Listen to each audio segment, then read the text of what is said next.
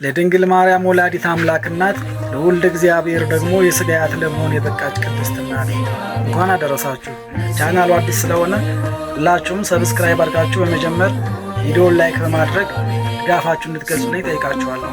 ህዳር 11 በዚች ቀን የስሟ ትርጓሜ እግዚአብሔር ስጦታ ማለት የሆነ ከካህናት ወገን ለሆኑ የተቀደሱ ቤተሰቦቿ ቅዱሳን ማጣትና ሄርሜላ ከወለዷቸው 3 ቅዱሳን ሴቶች ውስጥ የመጨረሻዋና ሶስተኛዋ የሆነች በሥርዓትና በሕግ አሳድገዋት ለአቅመ ሔዋን በደረሰች ጊዜ ትውልዱ ከነገደ ይሁዳ ለሆነ ከአንደበቱ ክፉ ለማይወጣው ምጽዋትን ለሚወድና እግዚአብሔርን በፍጹም ልቡ ለሚያመልክ ደግ ሰው ቅዱስ ኢያቄም ያጋቧት።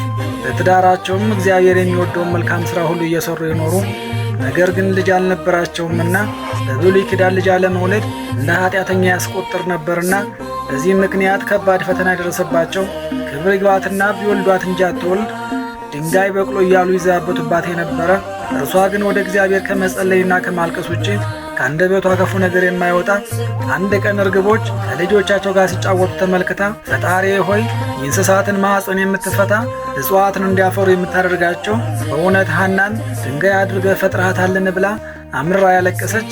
ባሏ ቅዱስ ኢያቄምም ለ40 ቀን ያክል ሱባዔን ይዞ ያለቀሰ። የሠራዊት ጌታ ልዑል እግዚአብሔርም ልመናቸውን ሰምቶ እንባቸውን ተመልክቶ ሐምሌ 30 ቀን በራእይ ነጭ የሆነች ርግብ 7ቱን ሰማያት ሰንጥቃ ለቅድስት ሐና ማኅፀን ስታድር ያሳያቸው።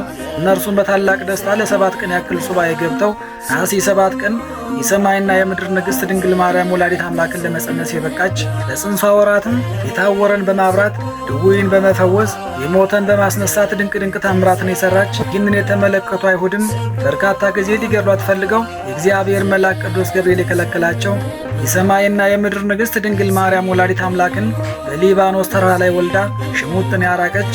ከ3 ዓመት በኋላም ከእግዚአብሔር የተቀበለቻትም የዓለማችን ውድ ስጦታ የሆነች ድንግል ማርያምን ወደ ቤተ መቅደስ ወስዳ ለእግዚአብሔር መልሳ ያስረከበች።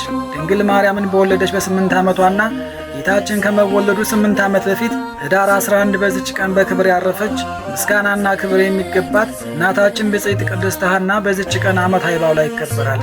ቅዱስ አርኬላዎስ ሰማዕት፣ አባ ኤልሳዕ በምኔት፣ አባ ጳኩሚስ መነኮስ፣ ቅዱስ ሚናስና ቅድስት አውራንያን በዚች ቀን ዓመታዊ በዓላቸው ይታሰባል። ቅዱስ ያሬድ ካህን ማህሌታዊ፣ ማር ገላውዴዎስ ሰማዕት፣ ቅዱስ ፋሲለደስ ሰማዕትና አቡነ ሐራ ድንግል ጻድቅ ደግሞ ወርኃዊ በዓላቸው ይታሰባል።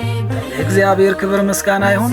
እኛም ቅዱሳኑን አክብረን ለስማቸው ምግባር ትሩፋት ፈጽመን በረከታቸው እንድንሳተፍ አምላከ ቅዱሳን ይርዳን።